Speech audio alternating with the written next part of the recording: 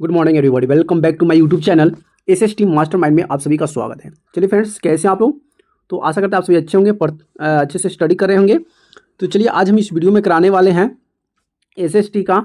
और ये आपका जो स्टेट जुलाई जो होता है ना, जुलाई, वो जो एग्जाम प्रीव्यू ईयर का जो क्वेश्चन आंसर होते हैं, जो भी क्वेश्चन आंसर पूछे गए हैं वो भी क्वेश्चन आंसर आपको इस वीडियो में कराएंगे। ठीक है, जैसे कि यहाँ पे 2 फरवरी 2023 में पूछे गए प्रश्न है। ठीक है, तो यहाँ से इसको सॉल्व करते हैं। जैसे कि क्या क्या क्वेश्चन पूछे जाएंगे, तो सभी इसको सॉल्व कीजिएगा और लास्ट तक वीडियो को जरूर देखिएगा, क्योंकि आपको इस चैनल पे आपको क्लास 6 से लेकर 12 तक का एनसीईआरटी का एसएसटी जितने भी टॉपिक होंगे, या हिस्ट्री हो, ज्योग्राफी हो, पॉलिटिकल साइंस हो, सिविक्स हो, सभी का सोल्यूशन आपको इस वीडियो में देखने को मिलेंगे। तो वीडियो को लास्ट तक जरूर देखिएगा।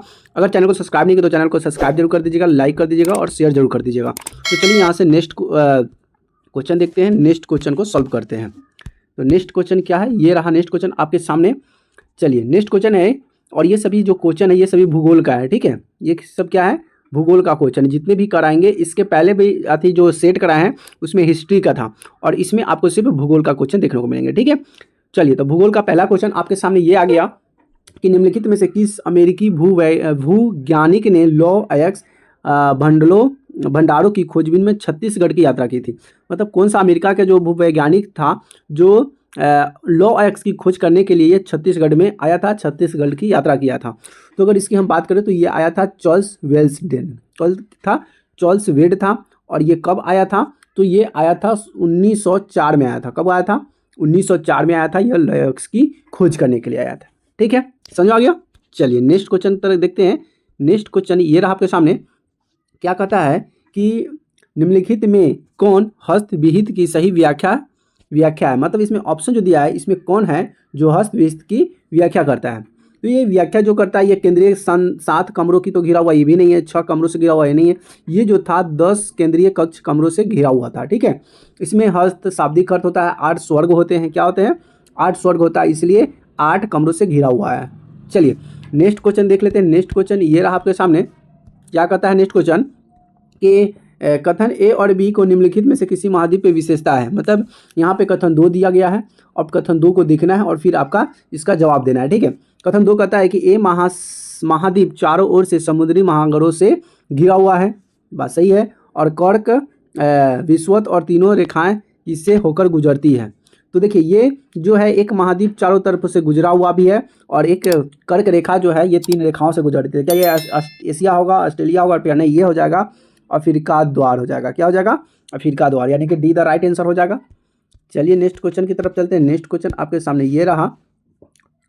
क्या कहता है नेक्स्ट क्वेश्चन कि भारत में केंद्रीय सरकार के कार्यकाल, क्या है? भारत में केंद्रीय सरकार के कार्यकाल खुलने का, क्या है? खुलने का समय 9 बजे भारतीय मानक समय से है। मतलब भारत के हिसाब से वो कार्यकाल जो है खुलने का 9 बजे है, लेकिन भोपाल के समीप 77 डिग्री 15 पूर्व देशांतर पर और गंगटोक के समीप 88 डिग्री पश्चिमी देशांतर पर स्थित है। तो कह रहा है कि केंद्रीय सरकार कार्यालय खुलने का समय क्या हो सकता है। अब वो खुलेगा तो उसका खुलने का समय क्या हो सकता है, आपका इसका जवाब देना है। इसका समय खुलने का क्या होगा?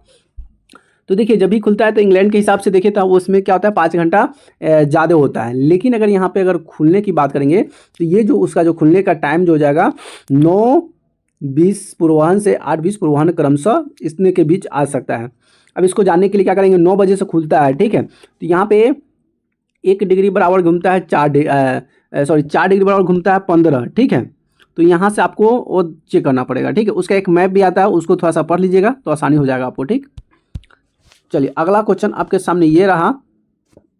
कहता है कि जब हम भारतीय शहर से, क्या है, जब हम भारतीय शहर से कनाडा की एक बहर शहर SH1 97 डिग्री से पश्चिम की ओर यात्रा करते हैं, तब हम कितने घंटे अर्जित करेंगे और गवाएंगे यदि शहर तक पहुंचने के लिए लगने वाले सशंक समय को हम नज़रअंदाज करें। मतलब छोटे मोटे जो समय लगता है, अगर उसको हम नज़रअंदाज कर दें तो हमें समय कितना लगेगा?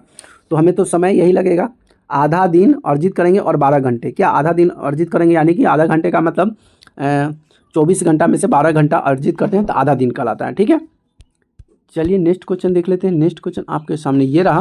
कहता है कि निम्नलिखित, क्या है कि निम्नलिखित कथन दिया हुआ है, इसमें कौन कौन सा कथन है? कथन 2 है। कथन ए और आर को पढ़िए और उपयुक्त विकल्प का चयन कीजिए।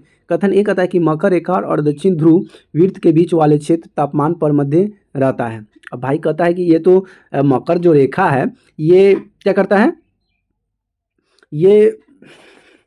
ये मध्य भाग में रहता है, ये तो बात सही है। कथन ए जो करा ये तो बात सही करा है, लेकिन दूसरा क्या करा है कि मकर रेखा के बाद किसी भी अक्षांश पर दोपहर सूर्य कभी सिर के ऊपर नहीं होता है, तो ये तो गलत कर दिया। क्या कर दिया? ये तो गलत कर दिया। गलत तो कहा नहीं, लेकिन इसकी दृष्टि से देखें तो ये सही नहीं है, लेकिन ये बात सही करा है कि मकर रेखा के बाद किसी भी अक्षांश दोपहर के सूर्य के ठीक ऊपर नहीं आता, ये तो बात सही करा है। लेकिन इसके अकॉर्डिंग देखें तो मकर रेखा करा है कि ध्रुव के वृत्त के बीच समांतर तापमान पर रहता है, ये तो बात सही है, लेकिन तापमान पर रहता है। अभी करा है कि दोपहर के बीच सिर के ऊपर नहीं रहता, तो ये तो भी सही है, लेकिन इसकी अपेक्षा ये बात सही नहीं करा है। क्या करा है? ये बात सही नहीं करा है। इसका ऑप्शन करा है कि ए आर दोनों सही है, लेकिन ए आर की व्याख्या, तो भाई ए आर दोनों सही है लेकिन ए की व्याख्या नहीं करता है।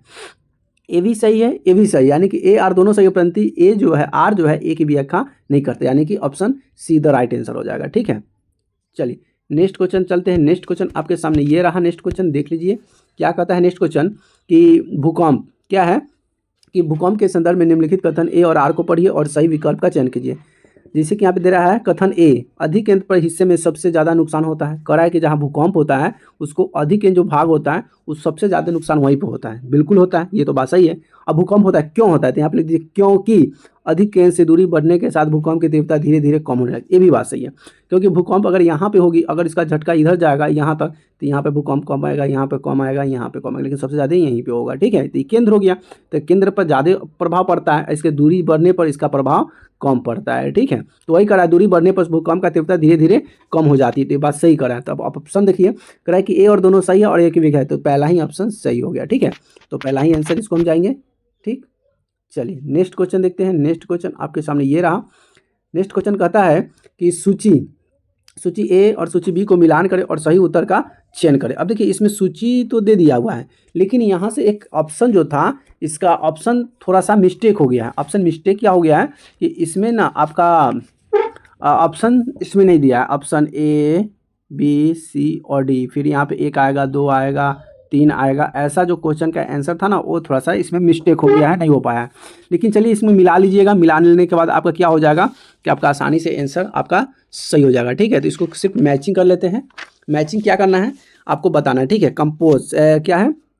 कंपोज है, तो कंपोज के घास को मैदान क्या कहते हैं? ठीक, और यहाँ पैम्पास को घास के मैदान को क्या कहते हैं? आपको मिलाना पड़ेगा। सबसे पहले डार के घास को मैदान को क्या कहा जाता है? तो देख लीजिए, डार के घास के मैदान को ऑस्ट्रेलिया में घास के मैदान को डार कहा जाता है। ठीक है, उसके बाद लानोज जो जगह वेनेजुला हो जाएगा। पैम्पास के घास को मैदान को ब्राज़ील कहते हैं, और कंपोज के घास के मैदान को क्या कहते हैं? अर्जेंटीना कहते हैं। ठीक है, अब यहाँ से इसको ऑप्शन में जो भी होगा उसको सही कर लीजिएगा, बस ये याद कर लीजिएगा, ऑप्शन आसानी से मार लीजिएगा। ठीक है, जय श्री राम। अगला क्वेश्चन आपके सामने ये रहा कि ट्रांस साइबेरियन रेलवे क्या है? ट्रांस साइबेरियन रेलवे तंत्र किन 2 संस्थाओं को जोड़ता है?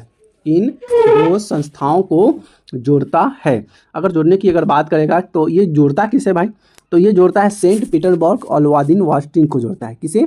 सेंट पीटर्सबर्ग और लोवादिवोस्टोजिकाका को जोड़ता है, ट्रांस साइबेरियन जो रेलवे यंत्र होता है। ठीक, अगला क्वेश्चन आपके सामने ये है कि जल संसाधन के बारे में क्या है कि जल संसाधन के बारे में निम्नलिखित कथन को पढ़िए। पहला यहाँ पे 1 2 3 कथन दिया हुआ, तीनों कथन को पढ़ना है, फिर आपको बताना है। तो पहला कथन करा है कि पृथ्वी पर जल बढ़ाया जा सकता है पर घटाया नहीं जा सकता है। तो देख लीजिए, पृथ्वी पर न जल बढ़ाया जा सकता है और न घटाया जा सकता है, लेकिन यहाँ पे कहा पृथ्वी पर जल बढ़ाया जा सकता है पर घटाया नहीं, तो पहला तो गलती हो गया। दूसरा है कि अलवन जल को केवल 2.7% जल मानव प्रयोग के लिए उपयुक्त और उपलब्ध है। अलवनीय नहीं, लवणीय जल है, अलवनीय जल नहीं है, ये लवणीय जल, ये भी तो गलत हो गया। क्या है? ये भी तो गलत हो गया। अब देख लिए तीसरा का सी नंबर की लगभग 3.2 अरब वर्ष पहले जीवन महासागरों में प्रमुख। ये बात सही है, अगर 2 अरब वर्ष पहले जाइएगा तो जीवन का जो उत्पत्ति कहाँ से हुआ था? महासागर से हुआ था, यानी कि केवल सी राइट आंसर हो जाएगा, यानी कि option number be the right answer हो जाएगा। ठीक है, चलिए नेक्स्ट क्वेश्चन की तरफ चलते हैं। नेक्स्ट क्वेश्चन आपके सामने ये रहा। नेक्स्ट क्वेश्चन क्या कहता है? नेक्स्ट क्वेश्चन की हवाई जहाज उड़ाने के लिए समतापमंडल में क्या आदर्श बनता है? क्या आदर्श बनता है? तो अगर हम आदर्श की अगर हम बात करेंगे तो इसमें करा कि बादलों को मुक्त होना पड़ेगा। बादलों को मुक्त होना का मतलब होता है बादल साफ होना चाहिए, ये बात सही है। उसके बाद कह रहा है कि मौसम संबंधी घटनाओं का मुक्त होना, ये भी बात सही है। मौसम जो घटना होती है उस घटना के बारे में भी जानकारी होना चाहिए, मुक्त होना चाहिए, ठीक है, ये भी बात सही है। कह रहा है विभिन्न प्रकार के गैसों से मुक्त होना चाहिए। तो विभिन्न प्रकार जो गैस है, ये जरूरी नहीं है गैस ऑक्सीजन इस तरह का गैस, लेकिन सभी तरह का गैसों से मुक्त नहीं होना चाहिए। तो आपका जो ये आंसर नहीं होगा, लेकिन ये और ये दोनों बात सही कर रहा है, यानी कि हम जाएंगे बी पर, यानी कि बी, ए और बी दोनों सही हो जाएगा। ठीक है, ठीक है।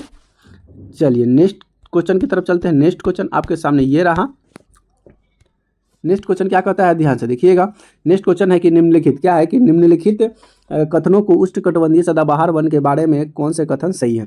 तो जैसे कि ये वन भूमध्य रेखाओं एवं उष्णकटिबंधीय के पास पाए जाते हैं, यह क्षेत्र गर्म होते हैं एवं पूरे वर्ष यहाँ पर अत्यधिक वर्षा होती है और यहाँ अल्प शुष्क मौसम होता है। यह थोड़े समय के लिए अपनी पत्तियां झाड़ देता है। अब बताइए इसमें क्या उष्णकटिबंधीय क्षेत्र में क्या क्या पाया जाता है। तो अगर इससे हम बात करें उष्णकटिबंधीय क्षेत्र की, अगर हम बात करते हैं तो उष्णकटिबंधीय क्षेत्र में क्या होता है कि वे भूमध्य रेखा उष्णकटिबंधीय के पास पाई जाती है। ये बात तो सही है कि वन भूमध्य रेखा जो होता है ये रेखाएं एवं उष्णकटिबंधीय के क्षेत्र पाया जाता है, ये तो बात सही है। अगला है कि ये क्षेत्र गर्म, क्या है, ये क्षेत्र गर्म होते हैं और ये पूरे वर्ष यहाँ अत्यधिक वर्षा होती है, ये भी बात सही है। अगला क्वेश्चन कर रहा है कि यहाँ अल्प शुष्क मौसम होता है, नहीं ये गलत बात है, अल्प शुष्क मौसम नहीं होता है, ये थोड़े समय के लिए अपनी पत्तियां झाड़ देते हैं, जी बिल्कुल नहीं। यानी कि इसका देखें तो ए बी कहीं पे, यहाँ पे सी में है, ए और बी सही, यानी कि सीधा राइट आंसर हो जाएगा।